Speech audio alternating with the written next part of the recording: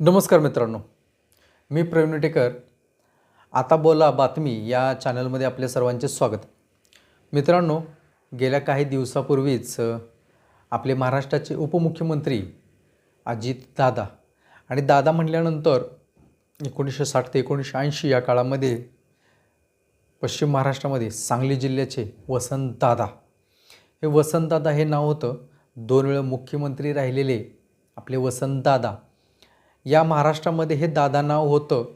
आणि 90च्या दशकामध्ये जे पुन्हा एकदा दादा हे नाव आलं, ते आज तागायत एकदम दादाचा वादा इथंपर्यंत अशा घोषणा येणारे आपले अजितदादा. हे अजितदादा आज आपल्यामध्ये नाही आहेत, परंतु काही आठवणी आहेत मित्रांनो अजितदादांच्या. आता तुम्ही पाहिलं असेल, संपूर्ण त्या व्हिडिओ पाहतायत, बरेचसेच काही व्हिडिओ आहेत की अजितदादांचं जे शिक्षण आहे, बालपण आहे, सगळ्याविषयी ती माहिती असेल मित्रांनो.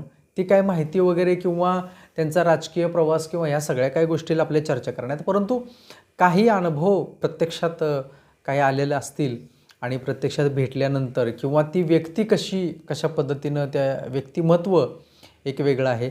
आणि अचानक ह्या सगळ्या काही घटना घडल्यामुळे खरोखरच मनाला खूप वाईट वाटलं आणि धक्कासुद्धा बसला मित्रांनो. खरं जबरदस्त धक्का आहे, कारण एक असा प्रबळ प्रशासकीय कारभारावरती आपली पकड असणारा नेता बनणं फार कठीण असतं, फार वेळ लागतो त्याला. एखादा नेता प्रत्येक कोणत्याही पक्षामधला असू दे मित्रांनो, तो बनणं, प्रशासकीय कारभारावरती त्याची पकड असणं फार मुश्किल असतं मित्रांनो. हे अजितदादांचं जो पकड होती सगळ्या काही गोष्टीवरती, प्रशासकीय कारभारावरती, प्रत्येक म्हणजे 1991 नंतर त्यांनी जी सुरुवात केली होती, तसं 1982 पासूनच सुरुवात केली राजकारणामध्ये, परंतु सत्तेमध्ये आणि ह्या सगळ्या काही गोष्टी राजकारणात जास्त 92 पासूनच आले. खासदार, नंतर आमदार वगैरे सगळं, नंतर परत मग इतर मंत्रिपद वगैरे आणि मग उपमुख्यमंत्रीपद, तर त्यांचा रेकॉर्डच आहे सगळ्या काही गोष्टी. आणि व्यक्ती फार हसत खेळत एकदम मजेत राहणारी, कार्यकर्त्यामध्ये एकदम उत्साह निर्माण करणारी व्यक्ती म्हणजे अजितदादा. अजितदादा गेल्याने मित्रांनो कुणाकुणाला ह्याचं दुःख झालं असेल तर संपूर्ण महाराष्ट्रातील, आणि सर्वात जास्त सुद्धा आपले मुख्यमंत्री देवेंद्र फडणवीस साहेब. देवेंद्र फडणवीस साहेबांचे खास मित्र मित्रांनो, खास मित्र. फक्त आजच ते युतीमध्ये आलेत म्हणून नाही आहे मित्रांनो, त्याच्या आधीसुद्धा दादा आणि देवेंद्र फडणवीस यांच्या कहाणी एकाच दिवशी जन्मले, वाढदिवस यांचा असतो. आणि खासियत अशी आहे की हे खास मित्र, खास म्हणजे एकदम पारिवारिक खास मित्र ज्याला म्हणतात, की मित्राच्या यादीमध्ये जर असले तर त्या नंबरिंगमध्ये अजितदादा, देवेंद्र फडणवीस आणि दोघांची खास मैत्री. त्यांनासुद्धा ह्या दुःख झाले. आता आपण राजकारण ह्या सगळ्या काही गोष्टी सोडून देऊया, की ते राजकारणाला काय सोयीस्कर असतं, काय नसतं, किंवा अचानक घडलेल्या घटना ह्या सगळ्या आपण बाजूला ठेवूया. परंतु अजितदादा आणि दादांनी आत्तापर्यंत कार्यकर्त्यांना किंवा इतर सगळ्या काही त्यांच्यापर्यंत जाणारे, मदत मागणारे, इतर सर्व त्यांच्याच मतदारसंघामधले नाही तर महाराष्ट्रातले असंख्य असे जे कुटुंब आहेत, परिवार आहेत, किंवा जे अडचणीत आहेत, ते येतात आणि दादांच्याकडं त्यांनी जर काम संदर्भामध्ये किंवा काय मागणी केली असेल तर ती दादाने पूर्ण केली ना, असं कधी नाही झालं. हां, होणार तर पटकन सांगून जायचे की हां हे काम नक्की होणार, आणि नाही होणार तर नाही म्हणून सांगायचे. असंही दादाचं.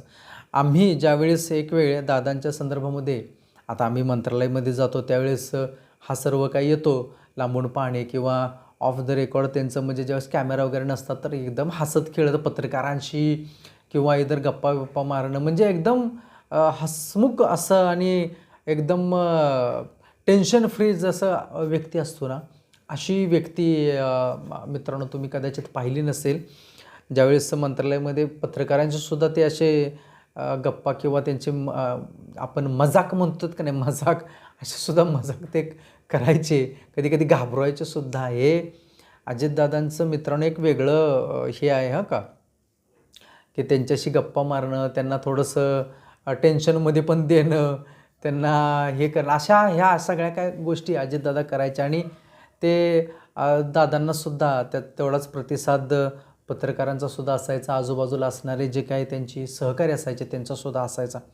एक वेळ मित्रांनो आम्हीच असं विधान परिषदेमध्ये विधान परिषदेमध्ये विधान भवनामध्ये आपली बैठक होती आणि चंद्रकांत बोबडे पाटील साहेबांनी ती बैठक आयोजित त्यांच्या पत्रावरती झाली होती. ते रामराजे निंबाळकर साहेब त्यावेळेस सभापती होते आणि त्याच्यानंतर मग बैठक होती आपली सुरक्षा रक्षक मंडळ आणि महामंडळाचे जे हस्तक्षेप वगैरे आहेत त्याच्याविषयी, त्या कायद्याविषयी त्या ठिकाणी बैठक आयोजित केली होती. आणि मग सभापतींना भेटण्याकरता सर्व काही पक्षीय किंवा मंत्रीगण सर्व काही येतात. आपली बैठक ज्यावेळेस होती त्याच्या आधीच अजितदादा त्या ठिकाणी आले. अन्य काही लोक ते बसले होते, परंतु दादा आल्यानंतर पटकन उठले आणि आमचाही सर्व काही ताफा असा साईडला होता. त्यांनी नमस्कार वगैरे केला. नमस्कार, काय कसं काय आहे, म्हणजे एवढं काय तुम्हाला ओळख असू दे नसू दे पण कसं काय बरं आहे ना काय असं विचारून दादा आतमध्ये हॉलमध्ये दादा गेल्यानंतर त्यांचं वेळेचे पक्के आहेत का, ते वेळेत तिथं त्यांचं जे काय काम होतं ते त्यांचं काम झालं. बैठक त्यांची पुढची, कारण हे सगळे आपण थांबलो होतो, हे सर्व काही त्यांना माहिती होतं आणि त्यांनी ते त्यांचं काम केलं आणि पटकन ते निघून गेले त्या ह्याच्यामध्ये. मित्रांनो, अशा असंख्य काही गोष्टी आहेत की दादांच्या बोलताना इतरांशी किंवा तुम्ही गप्पा मारताना, इतर संवाद साधताना अशा भरपूरशा गोष्टी दादांच्या आहेत. आपण जो पाहतोय व्हिडिओ याच्यापेक्षाही एक व्यक्ती म्हणून जी होती राजकारणामध्ये, आणि राजकारणामध्ये बऱ्याचशाच काही उतलपतल झाल्या होत्या, सर्व काही गोष्टी खालीवर होत होत्या, दादांच्या बाबतीतसुद्धा घडत होत्या, पारिवारिकसुद्धा त्यांच्या गोष्टी सर्व काही होत होत्या. परंतु ते सर्व काही सांभाळत दादा, पक्ष सांभाळणे म्हणजे खायची गोष्ट नसते. पक्ष सांभाळणे म्हणजे खायची गोष्ट नाही. त्यांनी कित्येक वेळा बोलून दाखवलं की मी ज्यावेळेस एक साहेबांच्या हाताखाली काम करत होतो, कार्यकर्ता म्हणून होतो, एक मंत्री होतो, सर्व काही करायचं, पण ज्यावेळेस पक्षप्रमुख म्हणून पक्ष चालवायची ज्यावेळेस वेळ आली त्यावेळेस त्यांना जाणीव झाली की कशा पद्धतीनं साहेबसुद्धा, म्हणजे पवार साहेबसुद्धा पक्ष कसे हाताळत होते, नाना तऱ्हेचे लोक भेटतात, नाना तऱ्हेच्या गोष्टी कशा असतात आणि मग किती कठीण आहे, हे स्वतः अजितदादांनी बोलूनसुद्धा दाखवलं मित्रांनो. आणि म्हणूनच त्या व्यक्तीचं एक वेगळं व्यक्तिमत्व म्हणून आहे अशा काही गोष्टी. मला ज्या काही ह्या थोड्याफार गोष्टी त्यांच्या जास्त आम्हाला काही संभाषण नाही आहे, जास्त बोलणंही नाही आहे किंवा आपल्याविषयी, कामगारांच्या विषयी काय त्यांच्यापर्यंत जाणं हेही नाही आहे. एका दुसरं प्रश्न होतं, एका दुसरं प्रश्न काय बैठकसुद्धा आपल्या काही संघटना प्रतिनिधींनीसुद्धा बैठक वगैरे घेतल्या होत्या, त्यांनासुद्धा त्यांनी चांगला प्रतिसाद वगैरे दिला होता. बऱ्याचशा संघटना त्या ठिकाणी जाऊन भेटायचे संघटना प्रतिनिधी वगैरे, कुणालासुद्धा ते नाही म्हणायचे नाहीत, काम करायचे. त्यांच्या पक्षाचे आपले कामगार मंत्री हसन मुश्रीफ साहेब होते, परंतु कधीसुद्धा त्यांनी कोणत्या गोष्टीमध्ये अडथळा किंवा काही नाही केलं. त्यांनासुद्धा सांगायचे की यांची जे काही कामं असतील ते पटकन करून टाका, कुठे थांबवू नका. म्हणजे एवढं सर्व काही गोष्टी ज्या काही होत्या त्या होत्या. आणि अजितदादांना मित्रांनो विसरणं फार कठीण आहे, कारण हसमुख चेहरा तुम्ही पाहत असाल की ज्या ठिकाणी सभा असायच्या किंवा काय तर बोलायच्या, आणि कधीकधी बोलताना ते चुकूनसुद्धा काही गोष्टी बोलून गेले. पश्चाताप त्यांनी खूप झाला पश्चाताप त्यावेळेस, आणि त्यांनी आत्मक्लेश करण्याकरता भरपूरशा गोष्टी केल्या, परंतु ते एक वेळ बोललं मित्रांनो, आणि ते मग प्रत्येक वेळी ती गोष्ट तिथे येते. आणि मग दादा कधी हसत म्हणायचे, चुकूनसुद्धा मला जर ती गरज लागली तर मी काही बोलत नाही आहे आणि माझं मी ते सगळं काही विधी करून येतो, पण मी कुणाला बोलत नाही. असं हसत खेळतसुद्धा दादा बोलले होते. एवढे खेळत मनाने हसत खेळत, राग द्वेष काही नसताना असा नेता मित्रांनो आपण गमावला आहे. त्यांच्यावरती बरेचसेच आरोप वगैरे झाले, ते गोष्ट बाजूला ठेवा, पण आपण व्यक्ती कसा होता आणि त्या व्यक्तीविषयी मला जे काय मनामध्ये माझ्या वाटलं ते आपल्यासमोर ठेवलं मित्रांनो. या आपल्या अजितदादांना आपण भावपूर्ण श्रद्धांजली वाहूया आणि आपल्या व्हिडिओला इथेच थांबूया.